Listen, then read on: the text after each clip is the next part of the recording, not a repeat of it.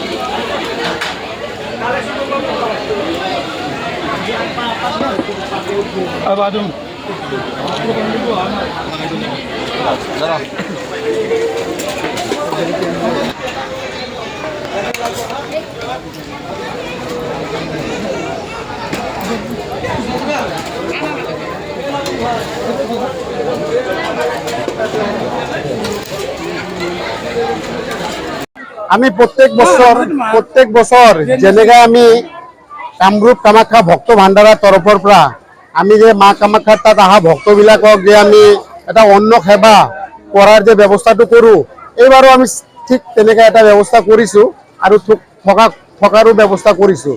তো গতিকে আমি মা কামাখ্যাৰ তাত এইটোৱে আশীৰ্বাদটো বিচাৰিছোঁ, যেনেকৈ আমি প্ৰত্যেক বছৰ আজি এইটো 17 নম্বৰ বছৰ হ'ব এইবাৰটো লৈ। আমি আজি 16 বছৰে যেনেকৈ কৰি আহিছিলোঁ, এইবাৰো যেন মায়ে আমাক শক্তি দিয়ক, আমি তেনেকৈ ভক্তবিলাকক সেৱা কৰি ইয়াৰ পৰা সসন্মানে পঠাব পাৰোঁ। আৰু আমাৰ তাত আজি উদঘাটন কৰিবৰ কাৰণে আমাৰ গুৱাহাটী চিটিৰ যে মেয়ৰ মৃগেন শৰণীয়া ডাঙৰীয়া, তেখেতে আমাৰ আহি পেলাই এই ভাণ্ডাৰটো উদঘাটন কৰি গ'ল।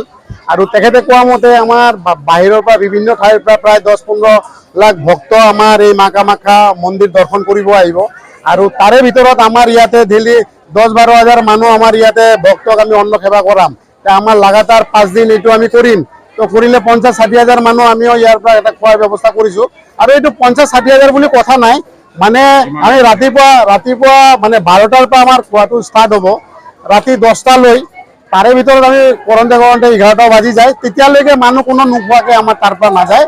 আমি চবকে ইয়াৰ পৰা পুৰা মানে ভৰপেট মানে অন্ন সেৱা কৰাই পেলাই আমি ইয়াৰ পৰা পঠাওঁ।